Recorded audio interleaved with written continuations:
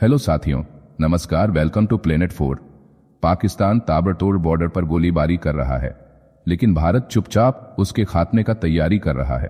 भारत के सैकड़ों जिलों में युद्धाभ्यास और सुरक्षा ड्रिल शुरू की जा रही है।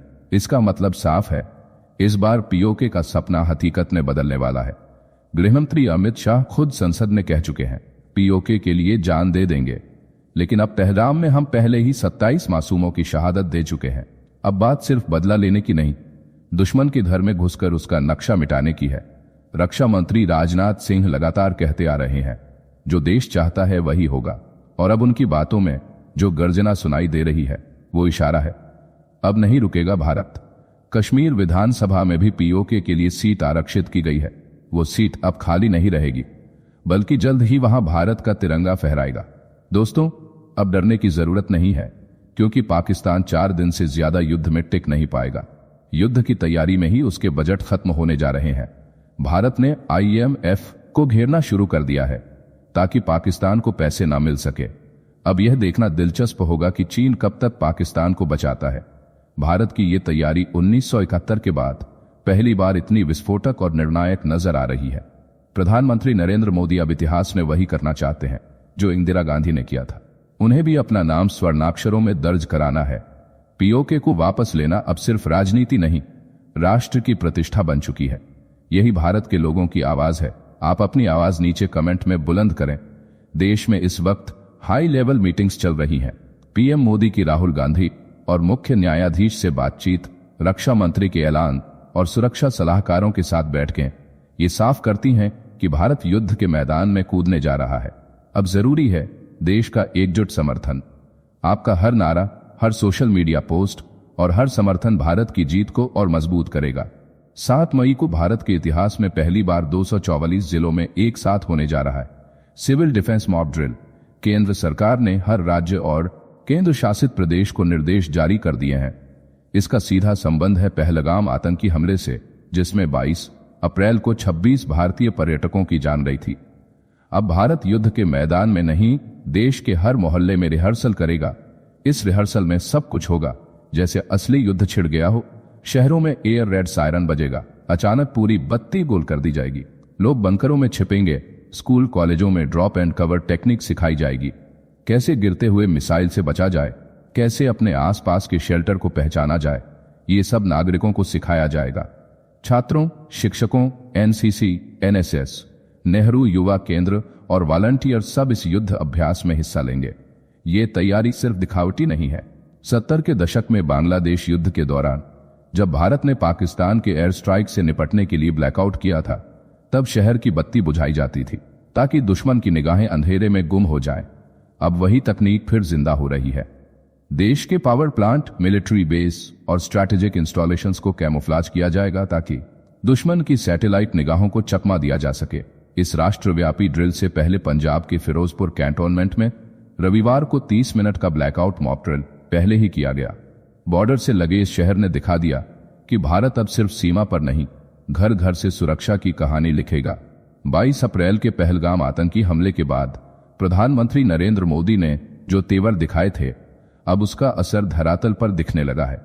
पीएम मोदी कह चुके हैं कि हम हमलावरों और उनके मददगारों को ऐसी सजा देंगे जो उनकी सोच से भी बाहर होगी। उसके बाद दिल्ली में सुरक्षा मामलों की बैठकों की झड़ी लग गई। अब सरकार ने तय कर लिया है, युद्ध सिर्फ सैनिक नहीं लड़ेंगे, अब जनता भी तैयार होगी। गृह मंत्रालय ने 2 मई को राज्यों को पत्र भेजकर आदेश दिया था कि 7 मई को देश भर में यह ड्रिल होनी चाहिए। सिविल डिफेंस नियम 1968 के अंतर्गत यह फैसला लिया गया है। इसमें हर जिले के अधिकारियों को अपनी रिपोर्ट देनी होगी कि कैसे प्रशिक्षण हुआ, कहां खामियां रहीं और कैसे उन्हें सुधारा जाएगा। यह ड्रिल 5 चरणों में होगी। पहला, एयर रेड सायरन एक्टिवेशन। दूसरा, नागरिकों को ट्रेनिंग देना। तीसरा, ब्लैकआउट और अंधेरे में चलने वाली कार्यप्रणाली। चौथा, सैन्य और सामरिक संस्थानों का कैमोफ्लाज। और 5वां, बड़े पैमाने पर लोगों को सुरक्षित स्थानों तक पहुंचाने की इवैक्यूएशन ड्रिल। इस वक्त पूरे भारत में बस एक ही सवाल घूम रहा है, आखिर भारत पाकिस्तान के खिलाफ कौन सा बड़ा कदम उठाने वाला है? किस बदले की तैयारी में इतने दिन लग गए हैं? और इसका जवाब बेहद विस्फोटक है, क्योंकि इस बार जो कुछ भी होने वाला है वो सिर्फ हमला नहीं, एक सुनियोजित घेराबंदी है। जमीन से लेकर सोशल मीडिया तक, आसमान से लेकर पानी तक। सबसे पहले भारत ने पाकिस्तान को चारों तरफ से घेर लिया है। उसके आकाशीय मार्ग बंद कर दिए गए, पानी की सप्लाई रोकी जा रही है, जमीनी रास्तों को सील किया गया है और अब तो सोशल मीडिया पर भी पाकिस्तान की आवाज को पूरी तरह बंद कर दिया गया है। हर बड़ा अकाउंट, हर प्लेटफॉर्म से पाकिस्तान के प्रोपेगेंडा को भारत ने ब्लॉक कर दिया है। पाकिस्तान के नेतागण अब रो रहे हैं कि दुनिया उनकी आवाज नहीं सुन रही। अब जब भारत पाकिस्तान में घुसकर मारेगा तो उसकी सुनने वाला भी कोई नहीं होगा, क्योंकि भारत ने उनकी आवाज को ही दुनिया से काट दिया है। पाकिस्तान के नेता, मंत्री, सेलिब्रिटी सब देश छोड़कर भागने के लिए टिकट कटाने में लग गए हैं। केवल नाम के लिए पाकिस्तान और तुर्की ने कुछ हथियार और मदद भेजे हैं, लेकिन उन्हें पता है कि भारत के सामने पाकिस्तान की धज्जियां उड़ने वाली है, इसलिए वे लोग भी बेहद सतर्क हैं। अब सबसे बड़ा और चौंकाने वाला कदम, भारत ने पाकिस्तान की फंडिंग पर सीधी चोट की है। जिन देशों से पाकिस्तान को पैसे मिलते थे, अब वहां भारत ने दबाव बनाकर रोक लगवानी शुरू कर दी है। इंटरनेशनल फाइनेंशियल सिस्टम में पाकिस्तान को ब्लैकलिस्ट कराने की प्रक्रिया तेज कर दी गई है। अब सोचिए, जब फंडिंग ही नहीं होगी तो पाकिस्तान कितना दिन टिकेगा? बिना हथियार, बिना तेल, बिना गोला बारूद पाकिस्तान एक हफ्ते में घुटनों पर आ जाएगा। और इधर भारत में सेना तैयार, वायुसेना अभ्यास में जुटी, नौसेना समंदर से दबाव बना रही है। हर जिले में हाई अलर्ट है, हर सीमा पर हथियार तैनात है। आप लोग भी अपने अपने घरों में चाकू और पिस्टल कम से कम तैयार रखें, ताकि अगर कोई पाकिस्तानी आपके घर में घुसा तो उसे दरवाजे पर ही नरक में पहुंचा देना है। हालांकि कोई पाकिस्तान भारत में घुस नहीं पाएगा, इतना तो कंफर्म है, लेकिन फिर भी पूरे देश को सिपाही बन जाना होगा। यानी इस बार युद्ध सिर्फ गोलियों से नहीं, बल्कि रणनीति और अर्थव्यवस्था से भी लड़ा जा रहा है।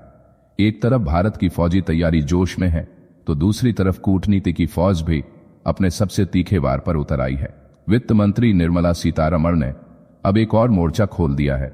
वो मोर्चा जो पाकिस्तान की जेब पर प्रहार करेगा, उसके बैंक खातों को सूखा डालेगा और आतंक की नसों में बहती विदेशी रकम की धार को काट देगा। मिलान शहर में एशियन डेवलपमेंट बैंक की 58वीं बैठक में भारत की शेरनी बनी वित्त मंत्री निर्मला सीतारमण ने डायरेक्टर मसाटो कांडा से सीधी मुलाकात की। भारत अब पाकिस्तान को फाइनेंशियल एक्शन टास्क फोर्स की ग्रे लिस्ट में दोबारा धकेलने की रणनीति पर भी काम कर रहा है। यूरोपीय देशों के साथ बैठकों का दौर जारी है।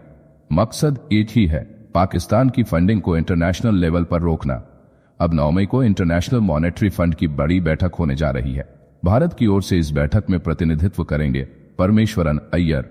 उन्हें भारत ने अंतरिम डायरेक्टर नॉमिनेट किया है।